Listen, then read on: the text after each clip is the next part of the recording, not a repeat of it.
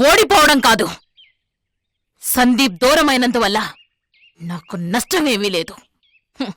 వాడిలాంటి వాళ్ళని 10 మందిని దత్తత తీసుకుంటాను, అమ్మ అని పిలిపించుకుంటాను.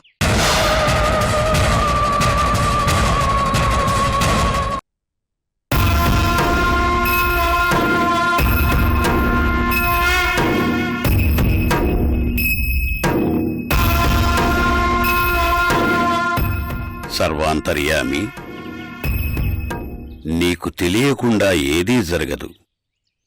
నువ్వు అనుకోకపోతే ఏదీ జరగదు. నువ్వు చేయకపోతే ఏదీ జరగదు. అంతా నీ లీల.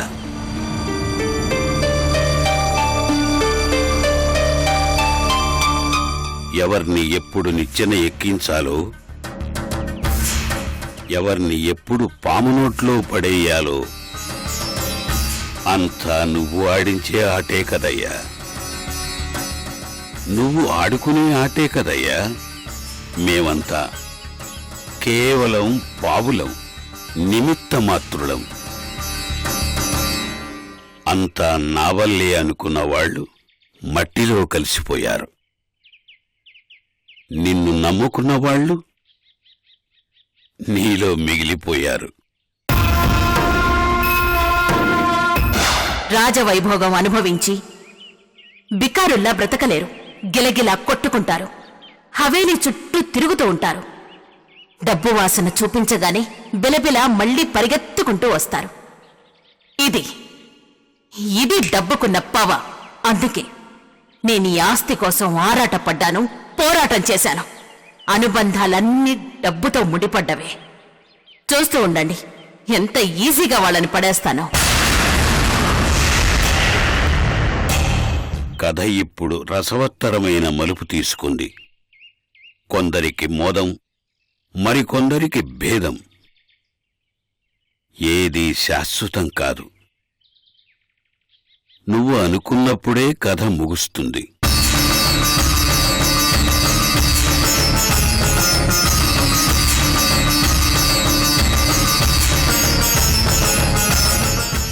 అంతవరకు ఈ ఆరాటాలు, పోరాటాలు, ఎత్తులు పై ఎత్తులు తప్పవు. అంతా ఈశ్వరేచ్ఛ.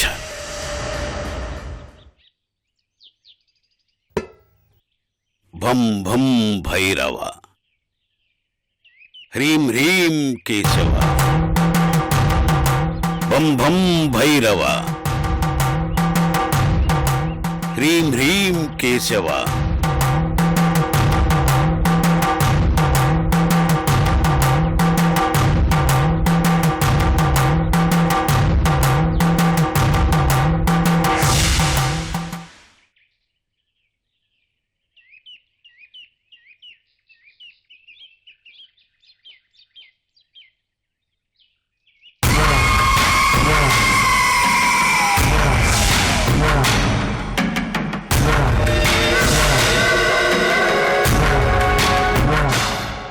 నేను ఆలోచించేది ఒక్క నా కొడుకు గురించి మాత్రమే.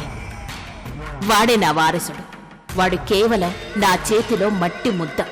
వాడెలా చేస్తే అలా తయారవుతాడు. వాణ్ణి నా వైపు తిప్పుకోవడం చాలా చిన్న విషయం.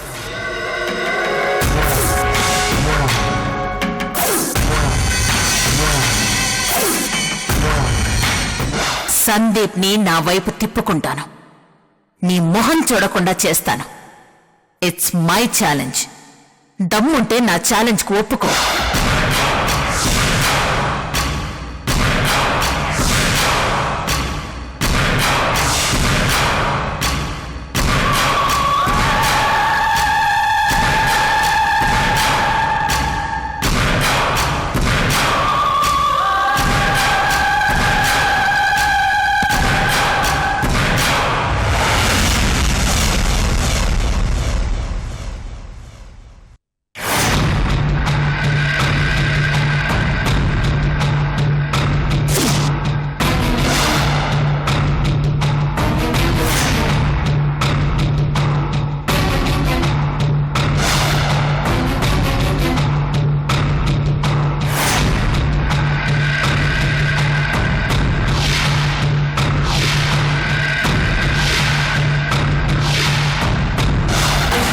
ఓడిపోయినట్లు ఒప్పుకుంటున్నావా?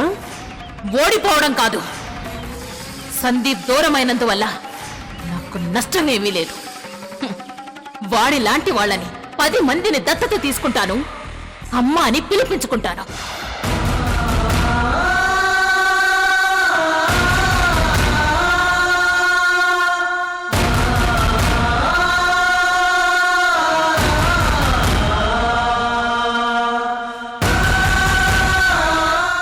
సందీప్,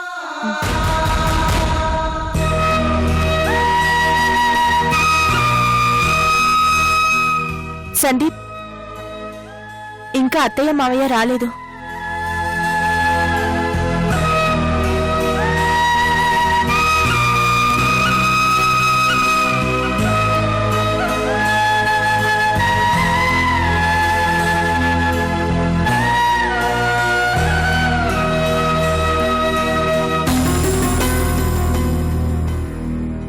చూసుకోమ్మా, నీ సొమ్మే నేను తీసుకెళ్లట్లేదు.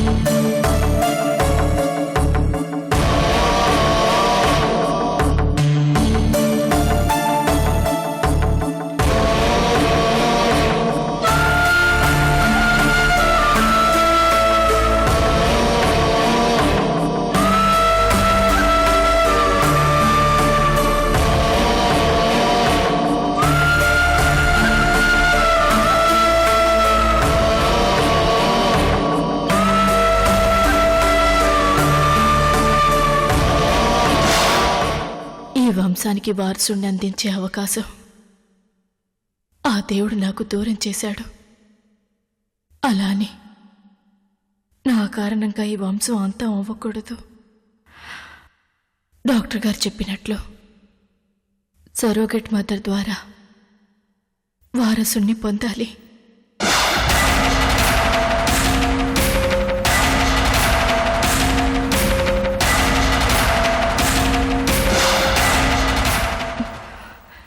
నేను చెప్పింది మీకు సమ్మతమే అయితే ఈ పండ్ల రసం మీ చేత్తో ఇవ్వండి. ఇష్టం లేకపోతే ఆ విషయం నాకు చెప్పకుండా నా చావుకి నన్ను వదిలేసి వెళ్ళిపోండి.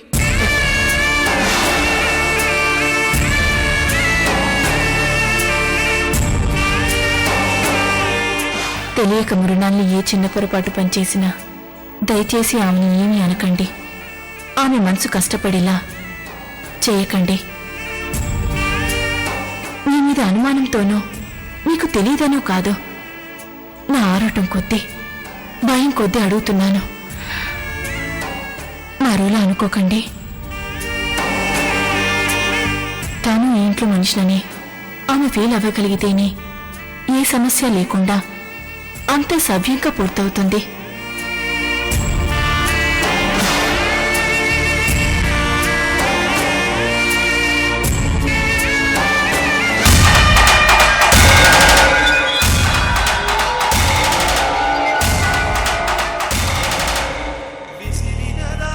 రాజావారు, బయలుదేరుతాం.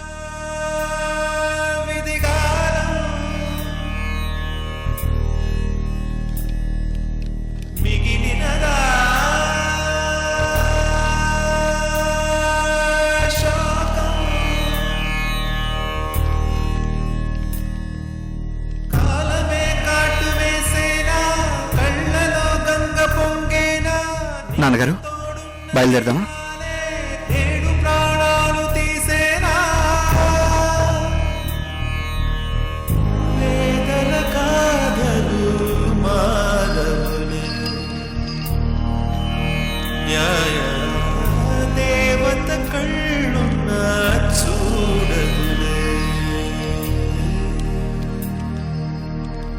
ఆవుతో కపామంటూ సాక్ష్యమే స్వేచ్ఛనివ్వగలవు, పొదుగులోంచి కరడాన్ని పిండి చూపగలవా, ఇంటి నుంచి వెలివేసి వెళ్ళగొట్టగలవు, మనసులోని నా రూపం చెరిపి వేయగలవా.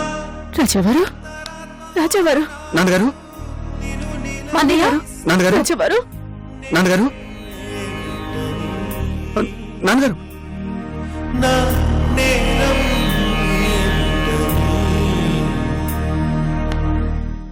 నాన్న సందీప్ విసిరినదా విధిగాల మా హవేలి మిగిలినదా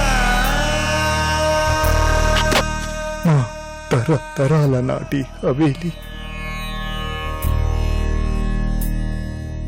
కాలమే కాటు వేసిందా వేదనై వెళ్ళు మేము పుట్టి పెరిగిన ఈ హవేలి కళ్ళల్లో వెలుతురే మాసిపోయిందా, మా హవేలి మనిషికి మనసే ఒక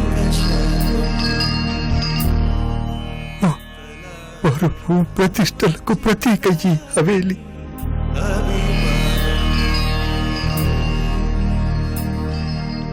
మా సర్వస్వం ఈ హవేలి మంచి పెంచుకున్నావు, మంచితనం విషమైతే మౌను మనసు మా హవేలి వెన్ను పోటు పొడిచావు, మా హవేలి లోకానా ఎందుకంత మా చివరికి మిగిలేది మా హవేలి నేస్తం.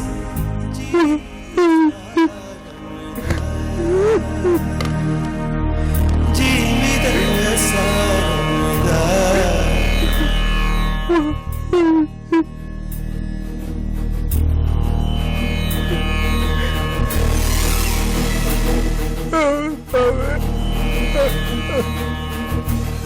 రాజావారు నాన్నగారు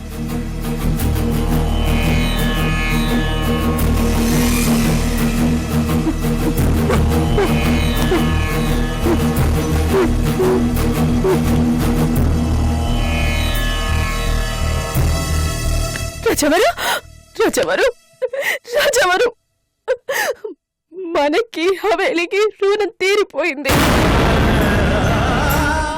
బంధం తెగిపోయింది, బాధపడినా లాభం లేదు.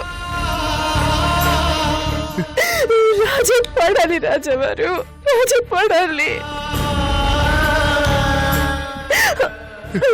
రాజేశ్వరి దేవి గారు ఇవి ఇవి కోడలు కావు.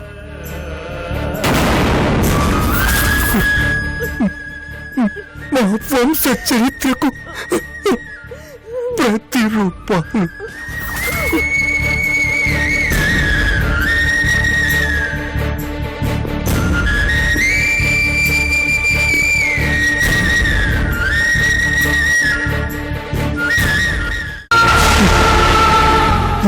ఇవి ఇసుక సిమెంటుతో కట్టిన కోటలు కావు. మా అనుబంధాలు ఆప్యాయతలతో కట్టిన తీపి గుర్తులు.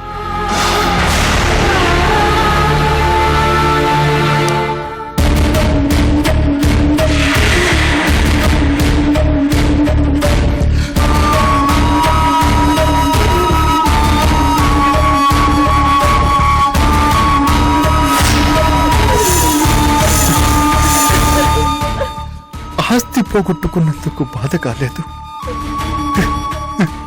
తరాల వారసత్వాన్ని నిలబెట్టుకోలేకపోయినందుకు బాధగా ఉంది. ఆ వేలి వదిలి వెళ్ళిపోతుంటే మా ప్రాణాన్ని వదిలి వెళ్తున్నట్టు అనిపిస్తుంది. ఈ బాధను తట్టుకోలేకపోతున్నావు రాజేశ్వరి దేవి. రాజావారు రాజావారు రాజావారు ఆగండి. రాజావారు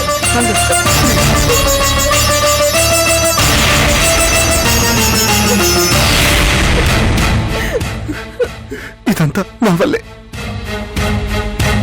నా పొరపాటు వల్లే, కేవలం నా పొరపాటు వల్లే ఇంతమంది బాధపడుతున్నారు. నేను చేసిన తప్పు వల్లే ఇంతమంది కన్నీళ్లు పెట్టుకుంటున్నారు. నాన్న సందీప్, ఇందులో నువ్వు చేసిందేముంది? జన్మనిచ్చింది కదా అని ఓ రాక్షసిని గుడ్డిగా నమ్మాను, గుడ్డిగా అభిమానించాను. మూర్ఖుడిలా ప్రవర్తించాను. మంచి మనుషుల్ని బాధ పెట్టాను. అదే నేను చేసిన తప్పు. ఓ రాక్షస్కి అప్పుడే నేను ఎదురు తిరుగుంటే, పీక పిసుకుంటే ఈరోజు మనకి గతి పట్టేదే కాదు.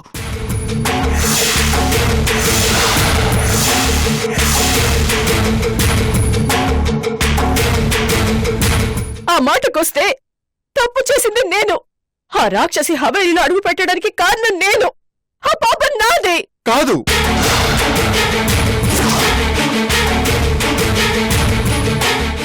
కాదు, చంటి బిడ్డను అడ్డం పెట్టుకుని బ్లాక్మెయిల్ చేసి నాతో తాళి కట్టించుకుందా రాక్షసి. అప్పుడే మేము మొండిగా ఉండుంటే ఈ పరిస్థితి వచ్చుండేదే కాదు. తప్పు మాది. రేయ్ రేయ్ రేయ్,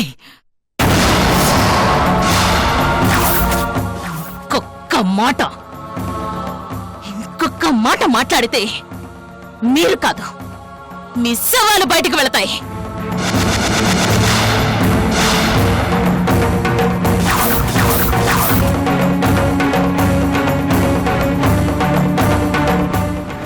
ఎవడో దయ తలిస్తే నాకీ ఆస్తి దక్కలేదు, ఎవడో జాలి పడితే నాకీ మహారాణి హోదా దక్కలేదు. ఇది ఎవరో వేసిన భిక్ష కాదు, చెమట ఓడ్చి సాధించాను, ప్రాణాన్ని పణంగా పెట్టి సాధించాను. స్పీచ్లివ్వద్దు, ఇక్కడ ఎవరు సంతాపు సభ పెట్టలేదు. ధర్మరాజు లాంటి పెద్ద మనిషే జూదంలో రాజ్యాన్ని పోగొట్టుకొని కట్టుబట్టలతో బయటికి వెళ్ళాడు. ఆఫ్టర్ ఆల్ మీరంతా మై ఫుట్.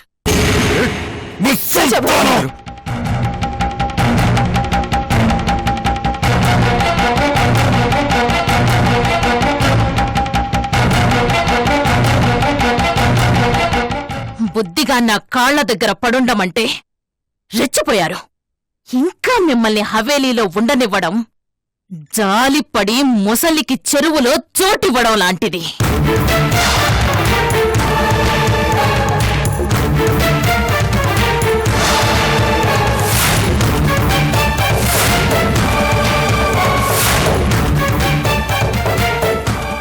అంత రిస్క్ నేను తీసుకోను. బయటికెళ్ళి మీ చావు మీరు చావండి. రే ముసలోడా, మూసుకొని బయటికెళ్తావా, మోసుకెళ్ళి పడేయమంటావా? నీ ఏడుపు చూస్తూ ఉంటే సత్యహరిశ్చంద్రుడి కాటి కాపరి సీన్ గుర్తొస్తోంది. చేతులు కాలాక వైరాగ్యంతో ఇప్పుడు ఏడవడం కాదు, ఈ ఏడుపేదో ముందే ఏడ్చుంటే, నేను చెప్పినట్లు వినుంటే చిలక గోరింకల్లాగా ఇద్దరం హాయిగా బ్రహ్మాండంగా కలిసుండేవాళ్లం. ముద్దుల పెళ్ళాం చంకెక్కి నన్ను పురుగులాగా చూశావు. ఫలితం ఇప్పుడు అనుభవిస్తున్నావు.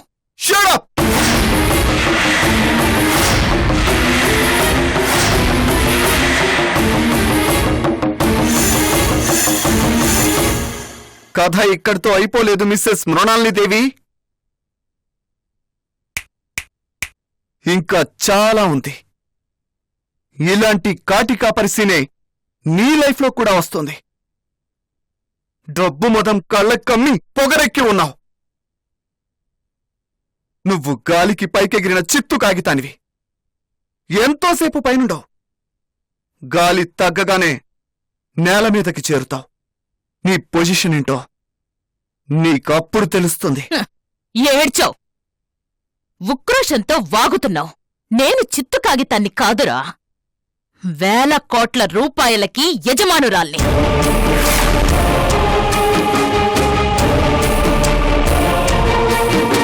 అయినా ఇంకా సిగ్గు లేకుండా ఇక్కడే పడేడుస్తున్నారే. వెళ్ళిపోతావన్న వాళ్ళకి ఇంకా ఇక్కడేం పని? నన్ను రెచ్చగొట్టద్దు. నేను మృగాన్ని కాకముందే వెళ్ళిపోండి. అవుట్! అవుట్! వెళ్ళిపోండి.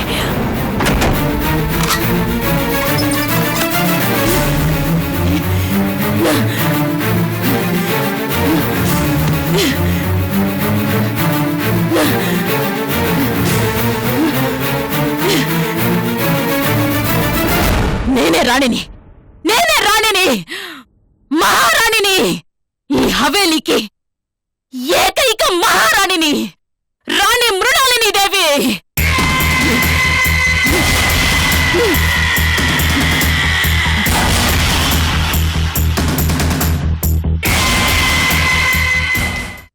మిమ్మల్ని ఎందుకు టీచ్ చేశాను? మీరేమైనా నా మేనత్త కొడుకా? 1 అవర్ టైం ఇస్తున్నా. నేను చెప్పింది కన్ఫ్యూజన్ లేకుండా క్లారిటీగా నాకు ఎక్స్ప్లెయిన్ చేయండి. లేకపోతే పిఎస్ పోస్ట్కి మీరు వేస్ట్ అని మా డాడీకి కంప్లైంట్ చేస్తాను.